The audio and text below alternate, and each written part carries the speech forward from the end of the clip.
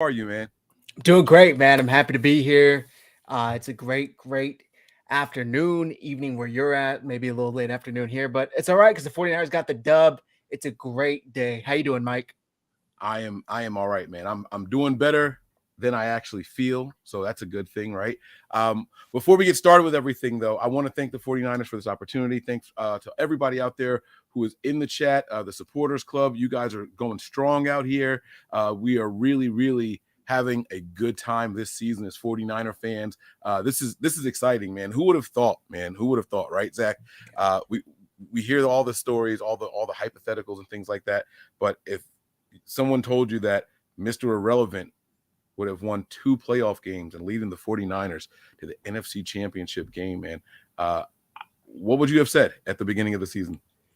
I would have said, "How long were you dreaming? What's going on?" Because I would not have believed it. But yeah, here we are, right? Brock Purdy just beat Dak Prescott and the Dallas Cowboys in the divisional round of the NFL playoffs.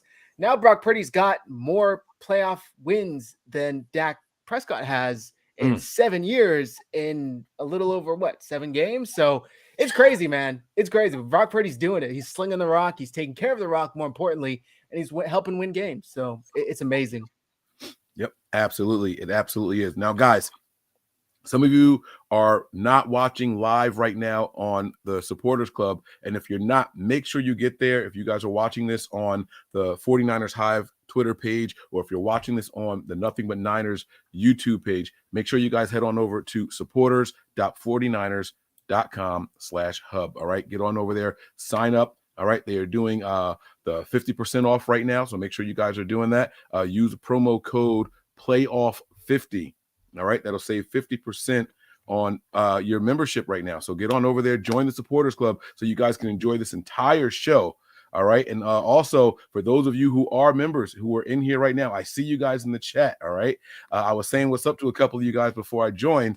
There's going to be a special giveaway at the end of the show, so make sure you guys stick around for that. It's going to be a lot of fun, and I can't wait to talk, man. I can't wait to talk. This last game was an emotional one for me. I finally figured out, Zach, which team I dislike more. You know, a lot of the times people say, who's your most hated team? Who's your most hated team? And I, for a long time, was Cowboys. And then the Seahawks started to really bother us, right? And I didn't know which one I disliked more.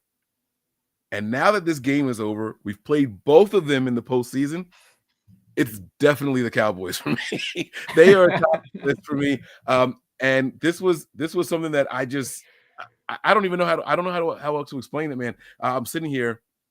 If you guys are familiar with my background story, my mom is a Cowboys fan, my dad is a Giants fan, and I became a Niners fan basically out of pity.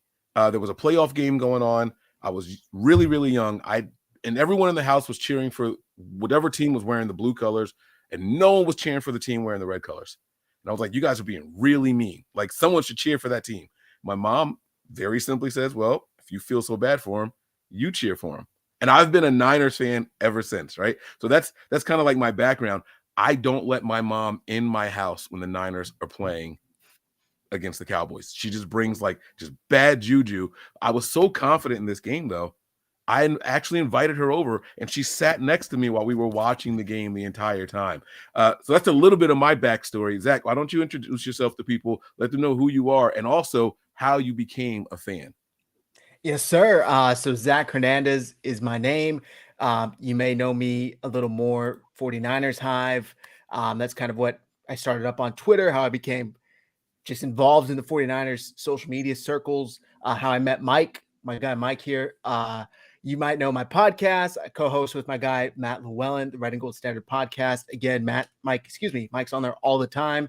I became a 49ers fan when I was really young. I grew up here in the Bay Area, San Jose to be specific. So it was very easy for me to be a 49ers fan. But my dad and all my aunts and uncles were 49ers fans. And I basically just started getting into football to get close to my dad. And it just took off from there. My love for the 49ers just never went away. If anything, it got bigger and bigger and bigger. So it was really awesome just to kind of share that growing up. And to answer your question, Mike, as far as who I dislike more, It's definitely the Dallas Cowboys. Somebody who's not even 30 years old yet, and I wasn't, around for those heated playoff rivalry matches back in the 80s and 90s. And, it's still the Dallas Cowboys because Seahawks fans, they may talk, but I feel like there's this weird mutual sense of respect there between 49ers fans and Seahawks fans.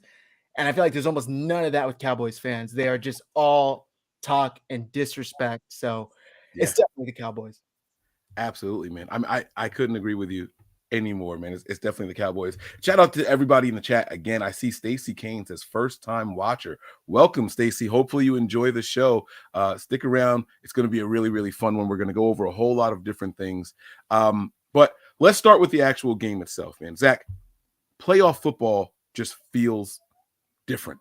Yep. Why? Like, is it the, this is it, last chance, you lose, you go home. Is it that simple? But I can tell you, watching the game, you turn on the surround sound, you can hear the people behind the scenes lowering the crowd noise and the background noise. You can hear the live broadcasters and the commentators speaking loudly into their microphones. We're at home, like, why are they projecting their voice that way? It's because they can actually hear the noise that's in the stadiums. The atmosphere is just so different. The energy at Levi's, it's literally infectious. People are on their feet the whole time. What is it about playoff football that brings that out of people? I think it really is that, right? Because it's like during the regular season, you got 17 games now to where if you make a mistake, it's okay. Either we write it the rest of this game somehow, or it's all right. Next week, we got another shot to come back out and right the ship then. But playoff football, you always hear everything is magnified, right? Mistakes, successes, every single thing is times 10. So there's just that electricity in the air of everything means so much more because we're not going to have another game after this if we don't get it right. We're not going to be able to take care of business if we don't take care of business right now. Fumbles cost that much more. Touchdowns mean that much more. So it really just is that much more intensified. And I think the first time I ever felt it, like I said, I'm not 30 years old yet. So I'm a younger fan in this, arena from what I found. But just, I think instantly of that 49ers Saints game. That's the first game that comes to mind. That electricity back at Candlestick was just something different, man. It was just, you could feel it. And I wasn't even at the game. I'm sitting at home watching this game, and you could just feel it radiating out of the TV. Playoff football is an entirely different thing in itself. Yeah. You know what's funny? You mentioned that game. I thought about that game, and I felt like the defense for the 49ers was turned up in this past game the way that it was back then. But it's hard to say that defense back then was even turned up because they put up so many points, right? Yeah. But the Niners defense really came to play that game. It's so hard to explain, right? If someone just didn't go back and look at the box score, they're like, Mike, you said this was a good defensive performance. I guess you just had to be there, right? I remember the hit on, was it Pierre Thomas? Yep. And Dante Whitner knocks the ball loose, and he doesn't even know that he fumbled the ball. He just gets up and he flexes, right? He's walking away and people are diving. It's a mad pile behind him. It's just chaos ensuing in the background, right? And then you had moments in this game where there was a play where Fred Warner just annihilated someone, or the Jimmy Ward play at the very end of the game, right? Like just leveling my man. Like the defensive energy, maybe I don't know. Do they turn up a little bit more in the playoffs or something? I don't know, Zach. But this is a really, really fun time of year. I don't know how good I would do in a room full of people. I don't know. I want you to try to explain how you prefer to watch your live games, because especially playoffs, my level of intensity, I think it might be a little too high, Zach. I think I'm a jumper. I'm a screamer. If people aren't watching what I'm watching, they're gonna be like, this guy is absolutely insane. He should not be here right now, right?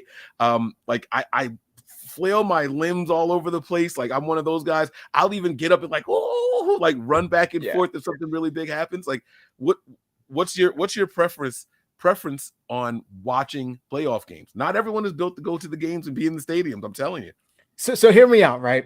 There's two things I want to get to. One is I'm an extremely superstitious person. I've gone to one game this year, and it was the Tampa Bay game. And other than that, I have watched every single other game, especially on this win streak, in the same spot. I still have my Christmas tree up because last year I took my Christmas tree down and the 49ers lost. I'm not going to say which game they lost, but you could put the math together after Christmas.